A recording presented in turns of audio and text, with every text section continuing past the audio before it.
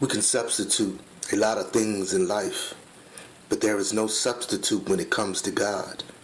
He is the king of our everything, when times are good and when times are hard.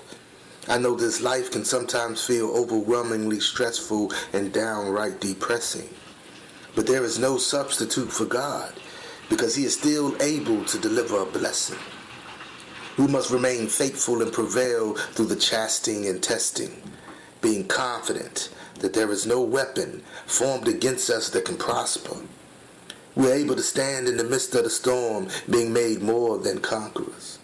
There is no substitute for a God that always fulfills His every promise.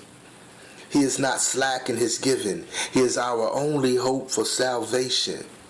Let us continue to pray for strength and patience regardless of these situations. We serve an awesome God who is always willing and always able to heal any disease or sickness because He is the great physician, able to give spiritual and physical bread to them that are hungry and desire to be fed, able to make a way out of no way in order to reveal His glory, able to take yesterday's sorrows and create a joyful tomorrow, able to make the deaf to hear, the blind to see, and the dumb to speak. There is no substitute for God, because God asks, is there anything impossible for me? His truth has made us free. Therefore, we are no longer in slavery, not slaves to guilt or poverty, neither unforgiveness nor jealousy. We cannot be slaves to the flesh or the lust that drives us to insanity, because there is no substitute for God's compassionate and unconditional love, especially during those times when we're tired of feeling like giving up. God is there to wipe away our tears and lift us up. There's no substitute for His greatness, His power, His glory, His victory, and His majesty. He is exalted as head above all and created us as His magnificent workmanship. He is not religious or fictitious. He makes a way of escape no matter how bad the conditions. There is no opposition to His position. We too must hold fast to our position, even though the devil attempts to deceive us with his subtle ambition. We must see the false light of opportunity in the son of perdition. The Son of God is our only light in hopes of receiving true repentance. Truth be told, not all the silver and gold, not all the monies and luxuries that this world can hold is a substitute to our God, who's got it all in control. No substitute.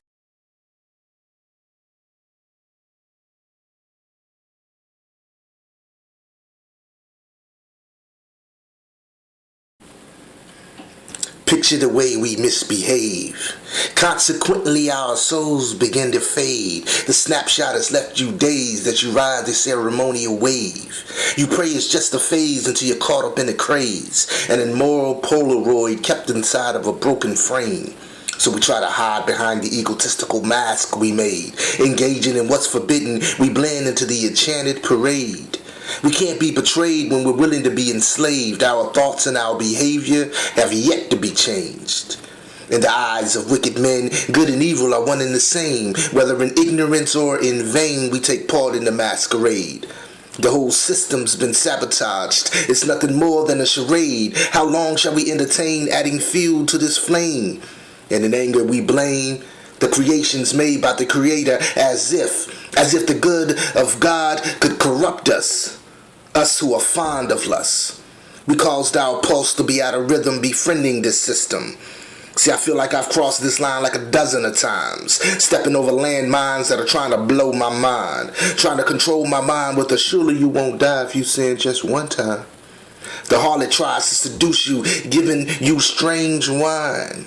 That's metaphorical by design, but biblically, it's written in Proverbs chapter 9. The fear of God is the beginning of wisdom, so knowledge has been defined. And since we're speaking on truth, true love is never blind. You can witness love in its essence as it shines through the bloodline, but only if you take the time to get rid of your disguise. Remove the cloak from your eyes and the false face will realize that the celebration we're partaking in was meant for your demise. In the fight for our social lives, we socialize and improvise. But walking in the counsel of the ungodly is considered unwise.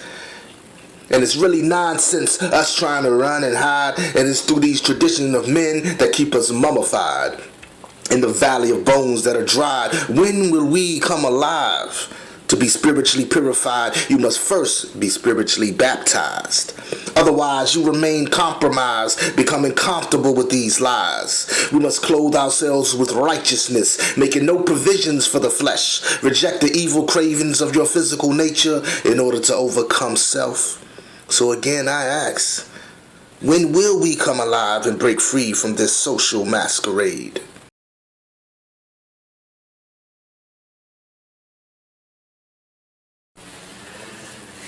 What's my digital worth? My biometric pedigree? Does my UPC register my information correctly?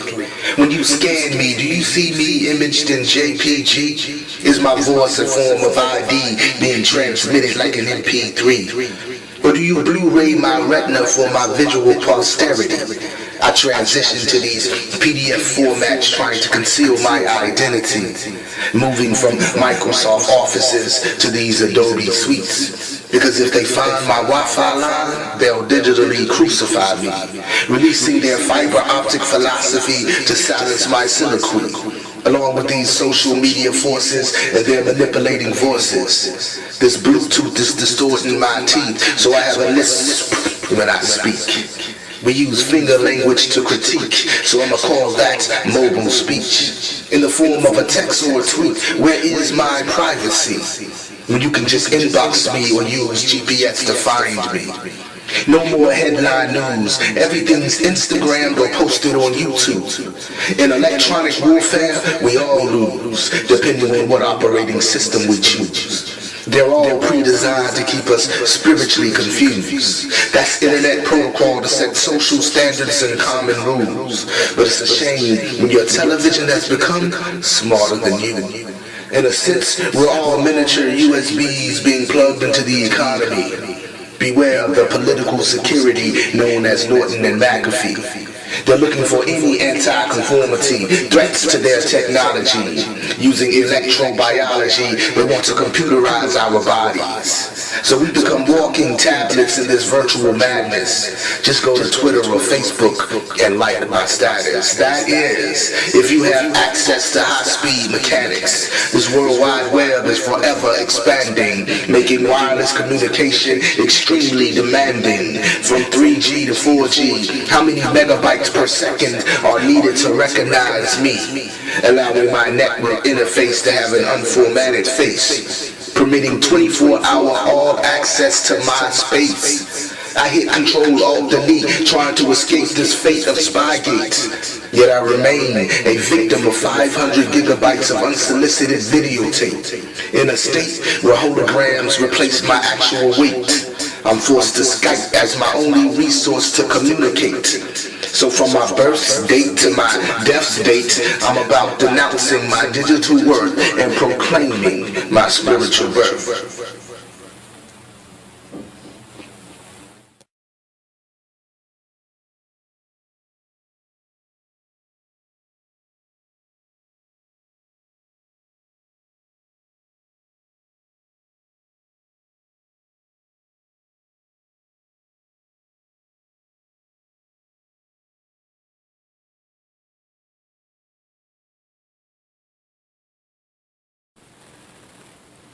Behold, you are beautiful, my sweetest love. You are my kind of beautiful, your eyes as humble as a dove. Behold, you are beautiful, my beloved. You are my kind of beautiful, delightful, you are sent from above. With us, it has nothing to do with passion and lust. It's a sacred bond between God and us. All things being considered, it's about love and trust, establishing an infinite connection that exceeds affection, us two becoming one. See, that's our ultimate blessing. Integrity and intimacy to help us avoid any indiscretions, because in our weakest moments, there lies the deception. We can't be ashamed of being naked, walking in His perfection. It is His glory and grace that is our covering and protection. Chivalry won't get the best of me as I seduce you prophetically.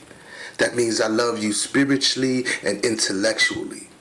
Only then can our flesh embrace through telepathy, as we consummate our destiny through holy fidelity. We're able through prayer to overcome arrogance and jealousy, putting no enmity between the Creator and we. In fact, it is His mercy that glorifies how our marriage should be, how charismatic our relationship is to overcome any adversity. The difficulties are ordinary, but God's love, it is extraordinary. We value the example of sweet romance at every chance, my helpmeet and my friend, my prayer partner and romantic companion. As long as we keep God first, we're on a course not to take one another for granted. Behold, you are beautiful, my sweetest love. You are my kind of beautiful, your eyes as humble as a dove. Behold, you are beautiful, my beloved. You are my kind of beautiful, delightful, you are sent from above.